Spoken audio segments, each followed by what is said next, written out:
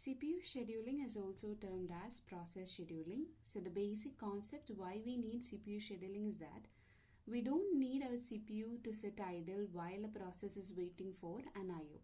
We need maximum utilization of CPU. For this, what you have to do, while a process is waiting for an IO, the CPU should be allotted to some other process that is waiting for CPU and thus do a productive work. This is the reason why we need a CPU scheduling. Okay. So before moving on to scheduling, you should know how a process works. So process execution consists of a cycle of CPU execution and IO wait. Okay, so this happens alternatively. So there is a CPU execution time, then a wait for IO, again an execution, wait for IO, etc.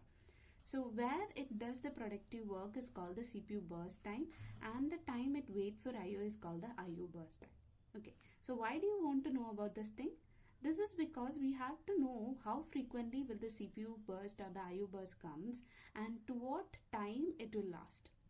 So based on that, we can select a CPU scheduling algorithm. CPU burst and IO burst depends upon, it varies from process to process and computer to computer. But we know process is actually divided into two types. One is CPU bound programs and other is IO bound programs. CPU bound programs are where there is a computationally intensive programs, while IO bound the more importance is given to IO. In CPU bound program, there will be very few but very long CPU burst. That is, there may be 5 CPU bursts but each of length 10 milliseconds, for example. And in IO bound programs, there will be many short CPU burst time. That is, there may be say a 20 CPU burst but each of duration 1 millisecond. So that is how it differs. So based on which kind of process that you're using, you should change the CPU scheduling. Okay. Now that is the basic concepts that you should know. Then we have different kinds of CPU scheduler, like the short-term schedulers, long-term schedulers, medium-term schedulers are also there. And there are 4 circumstances where you should take a CPU scheduling decision. So we'll see what are the 4 different situations. The first situation is when a process switches from running state to waiting state. When does a process switches from running to waiting state? When there is an IO request or when there is a wait that is being issued, or if there is a termination of child process. These are examples when the process moves from the running state to waiting state. So during this time, you should go for a scheduling decision. The second circumstance is when the process switches from the running state to ready state. When does that happen? When an interrupt comes. Okay, when an interrupt comes, there is a process switch from running state to ready state. There also you need a scheduling decision. The third situation is when the process switching from the waiting to ready state. So when does this happen? This is during the completion of IO. Okay, so the process was waiting in the waiting queue and it is put now into the ready queue. The fourth situation is when the process terminates. Okay, so in this 4 different situation, we have to decide which process to execute next. This is done by the CPU scheduling algorithms. Let's see, in this second and third, this is called preemptive scheduling. That is, what is preemptive scheduling? If a process is actually executing, you pause the process, you will collect all the state of the process and it is kept in the PCB and the CPU is given to some other process for execution. That is preemptive scheduling. So this is basically the situation when the process is moving from the running state to ready state, and while it is moving from the waiting to ready state. So both of this is preemptive scheduling, while the first and fourth is called the non-preemptive scheduling. So non-preemptive or cooperative scheduling says that once a CPU has been allocated, the process keeps the CPU until the process terminates or till it switches to the waiting state. Okay.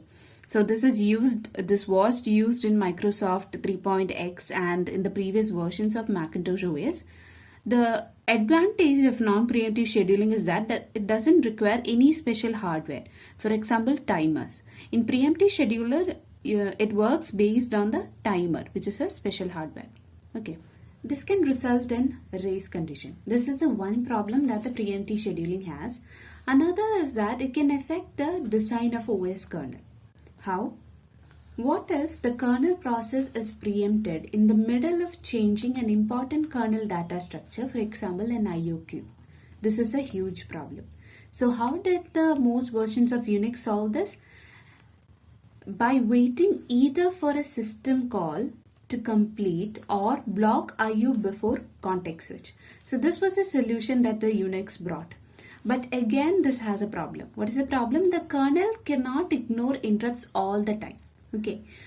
So there should be times when the kernel process have to be preempted and some interrupt or IO have to be performed.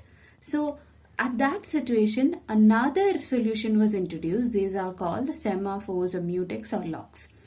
So what does semaphores do? It will guard the instructions that affected by the interrupts. Okay, so there are certain instructions that will be affected by the interrupt. Such instructions are given exclusive access. That is, when the CPU is working on such instruction, no other interrupts or IO will be processed, or neither it will be preempted. Okay, so that was the solution. In all other cases, the kernel can be preempted and the IO and interrupts can be worked out. So this was the solution that is introduced. Okay, now moving on to another component that the CPU scheduling has is the dispatcher.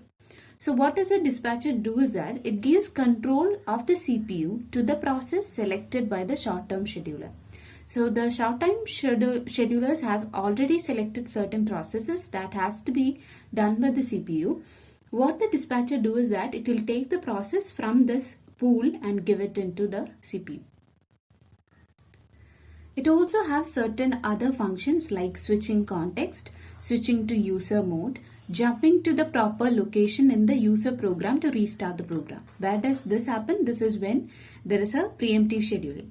So while preemptive scheduling, as I said, you will keep the state of the process that was in execution in the PCB, and the dispatcher is the one who goes and finds from where it should start and what is the values of the variable until the last execution. All these things are taken care by the dispatcher. It looks at it and it restarts the program. Okay, so this was a university question. What are the functions of dispatcher? For 3 marks, you can write all these things. You can elaborate on the third condition, for example. Okay, so that is the basic of CPU scheduling. This is just an introduction, gave a brief introduction of CPU scheduling. From the next video, we'll move on to the actual scheduling criteria. So what are the criteria that we should consider to select a CPU scheduling? And thereafter, we'll move on to the CPU scheduling algorithms.